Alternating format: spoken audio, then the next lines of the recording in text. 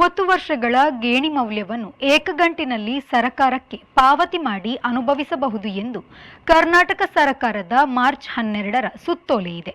ಕುಮ್ಕಿ ರೈತರು ಭಯಬೀಳದೆ ಸಂಬಂಧಿಸಿದ ದಾಖಲೆಯನ್ನು ಸರಿ ಇಟ್ಟುಕೊಳ್ಳಿ ಎಂದು ಕುಮ್ಕಿ ಹಕ್ಕು ಹೋರಾಟದ ಸಂಚಾಲಕ ಎಂಜಿ ಸತ್ಯನಾರಾಯಣ ಭಟ್ ಅವರು ಹೇಳಿದ್ದಾರೆ.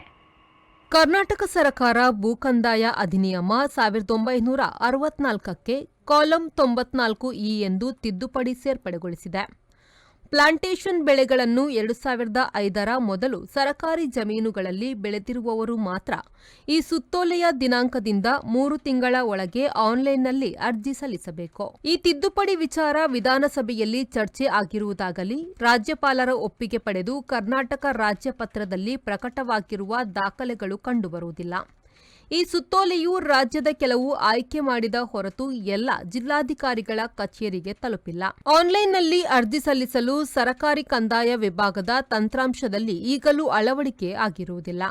ಹಾಗಾದರೆ ಈ ಸುತ್ತೋಲೆಯ ಉದ್ದೇಶ ಮತ್ತು ಪರಿಣಾಮ ಏನು ಎಂದು ಪ್ರಶ್ನಿಸಿದ ಅವರು, ಕರ್ನಾಟಕ ಭೂ ಸುಧಾರಣೆ ಅಧಿನಿಯಮ 1974ಕ್ಕೆ ಕಾಲಂ 5ರಂತೆ 1/3/1974ರ ಬಳಿಕ ರಾಜ್ಯದಲ್ಲಿ ಯಾವುದೇ ಭೂಮಿಯನ್ನು ಗುತ್ತಿಗೆ, ಗೇಣಿಗೆ ಎಷ್ಟೇ ಸಮಯಕ್ಕೆ ಎಷ್ಟೇ ವಿಸ್ತಾರದ ಸ್ಥಳವನ್ನು ಕೊಡುವುದು ಸಂಪೂರ್ಣವಾಗಿ ನಿಷೇಧಿಸಲಾಗಿದೆ ಎಂದವರು ತಿಳಿಸಿದರು. ಕುಮ್ಕಿ ಹಕ್ಕನ್ನು ರೈತರಿಗೆ ನೀಡಿದರೆ ರಾಜ್ಯದಲ್ಲಿ 14,000 ಕೋಟಿಯಷ್ಟು ಸರ್ಕಾರಕ್ಕೆ ಆದಾಯ ಬರುತ್ತದೆ. ಅದು ಕೂಡ ಕಾಯಂ ಆದಾಯ. ಎಷ್ಟೇ ಕುಮ್ಕಿ ಇದ್ದರೂ ಉಪಯೋಗಕ್ಕೆ 5 ಅಥವಾ 10 ಎಕರೆ ಮಾತ್ರ. ಅದಕ್ಕಿಂತ ಜಾಸ್ತಿ ಇದ್ದ ಭೂಮಿ ಸರ್ಕಾರಕ್ಕೆ ಸಿಗುತ್ತದೆ. ಅದನ್ನು ಲೆಕ್ಕ ಹಾಕಿದರೂ ದಕ್ಷಿಣ ಕನ್ನಡ ಜಿಲ್ಲೆಯಲ್ಲಿ ಸುಮಾರು 2 ಲಕ್ಷ ಎಕರೆ ಉಳಿಯುತ್ತದೆ. ರೇಷನ್ ಕಾರ್ಡ್ನಲ್ಲಿರುವ ಕುಟುಂಬದ ಆಧಾರದಲ್ಲಿ 5 ಎಕರೆ ನೇರವಾಗಿ ಮಂಜೂರು ಮಾಡಬಹುದು. 10 ಎಕರೆಗಿಂತ ಹೆಚ್ಚು ಕುಮ್ಕಿ ಜಾಗ ಅನುಭವಿಸಲು ಹೊಸ ಕಾನೂನು ಪ್ರಕಾರ ಆಗುವುದಿಲ್ಲ ಎಂದು ಎಂಜಿ ಸತ್ಯನಾರಾಯಣ ಭಟ್ ತಿಳಿಸಿದರು. ರೈತ ಕುಮ್ಕಿ ಜಮೀನು ಸರ್ಕಾರಿ ಜಮೀನು ಈಗ ರೈತರಿಗೆ ಪ್ಲಾಂಟೇಷನ್ ಬೆಳೆಗಳ ಜಮೀನುಗಳು ಎಂದು ಗುತ್ತಿಗೆಗೆ ನೀಡುವ ಕುರಿತು ಆಕ್ಷೇಪ ಮತ್ತು ತೂಕ ಅಳತೆ ನಿಯಮ 2009 ವಿರೋಧವಾಗಿ ಹಿಂದಿನ ಐರೋಪ್ಯ ಪದ್ಧತಿ ಮುಂದುವರಿಸುತ್ತಿರುವ ವಿಚಾರ. ಕರ್ನಾಟಕ ಸರ್ಕಾರ ತಾರೀಕು 12/3/24ರ ಸುತ್ತೋಲೆ ಸಂಖ್ಯೆ RD 07 LPG 2023ರಂತೆ 30 ವರ್ಷಗಳ ಗೇಣಿ ಮೌಲ್ಯವನ್ನು ಏಕಗಂಟೆಯಲ್ಲಿ ಸರ್ಕಾರಕ್ಕೆ ಪಾವತಿ ಮಾಡಿ ಅನುಭವಿಸಬಹುದು ಎಂದು ಇನ್ನೊಂದು ಭಾಗ್ಯ ಸರ್ಕಾರಕ್ಕೆ ಹಣ ಮಾಡಲು ರೈತ ವರ್ಗದವರಿಗೆ ಈಗ ತೋರಿಸಲಾಗಿದೆ.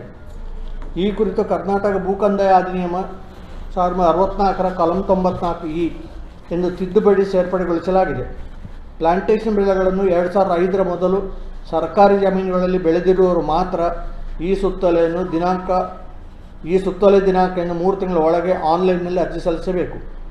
ಈ ತಿದ್ದುಪಡಿ ವಿಚಾರ ವಿಧಾನಸಭೆಯಲ್ಲಿ ಚರ್ಚೆ ಆಗಿರುವುದಾಗಲಿ, ರಾಜ್ಯಪಾಲರ ಒಪ್ಪಿಗೆ ಪಡೆದು ಕರ್ನಾಟಕ ರಾಜ್ಯಪತ್ರದಲ್ಲಿ ಪ್ರಕಟವಾಗಿರುವುದಾಗಲಿ ದಾಖಲೆಗಳಲ್ಲಿ ಕಂಡುಬರುವುದಿಲ್ಲ.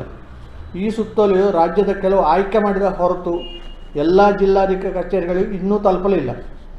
ಆನ್ಲೈನ್ನಲ್ಲಿ ಅರ್ಜಿ ಸಲ್ಲಿಸಲು ಸರ್ಕಾರಿ ಕಂದಾಯ ವಿಭಾಗದ ತಂತ್ರಾಂಶದಲ್ಲಿ ಈಗಲೂ ಅಳವಡಿಕೆ ಆಗಿರುವುದಿಲ್ಲ. ಹಾಗಾದರೆ ಈ ಸುತ್ತೋಲೆಯ ಉದ್ದೇಶ ಮತ್ತು ಪರಿಣಾಮ ಏನು? ಕರ್ನಾಟಕ ಭೂ ಸುಧಾರಣಾ ಅಧಿನಿಯಮ 1974 ಕಾಲಂ 5ರಂತೆ 1/3/1974ರ ಬಳಿಕ ರಾಜ್ಯದಲ್ಲಿ ಯಾವುದೇ ಭೂಮಿಯನ್ನು ಗುತ್ತಿಗೆ, ದೇಣಿಗೆ, ಎಷ್ಟೇ ಸಮಯಕ್ಕೆ ಎಷ್ಟೇ ವಿಸ್ತಾರ ಸ್ಥಳವನ್ನು ಕೊಡುವುದು ಸಂಪೂರ್ಣ ನಿಷೇಧಿಸಲಾಗಿದೆ. ಅದು ಪುಸ್ತಕದಲ್ಲಿ ಇದೆ.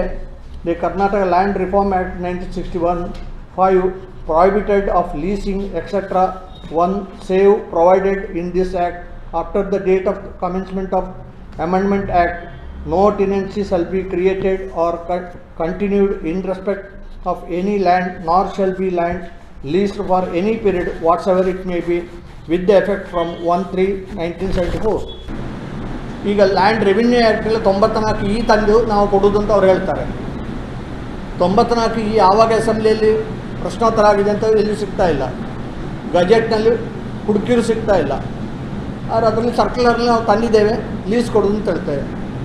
1974ರ ನಂತರ ಲೀಸ್ ಕೊಡುವುದು ಸಂಪೂರ್ಣ ಪ್ರಾಹಿಬಿಟೆಡ್ ಕರ್ನಾಟಕದಲ್ಲಿ. ಆವಾಗ ಅವರು 94 ತಂದು ಲೀಸ್ ಕೊಡೋದು ಹೇಗೆ? ಆ ಕ್ಲಾಸ್ ಹಾಕಿದ್ದೇನೆ, ಇದರಲ್ಲಿದೆ ನಿಮಗೆ. ಸುದ್ದಿಗೋಷ್ಠಿಯಲ್ಲಿ ಕುಮ್ಕಿ ಹಕ್ಕು ಹೋರಾಟದ ಪ್ರಮುಖರಾದ ರಾಮಚಂದ್ರ ನೆಕ್ಕಿಲು, ಭಾರತೀಯ ಕಿಸಾನ್ ಸಂಘದ ಕರ್ನಾಟಕ ದಕ್ಷಿಣ ಪ್ರಾಂತ ಸಂಘಟನಾ ಕಾರ್ಯದರ್ಶಿ ನಾರಾಯಣಸ್ವಾಮಿ, ಪ್ರಾಂತ ಪ್ರತಿನಿಧಿ ಸುಬ್ರಾಯ BS ಉಪಸ್ಥಿತರಿದ್ದರು. Aneesh, V4 news, Puttur.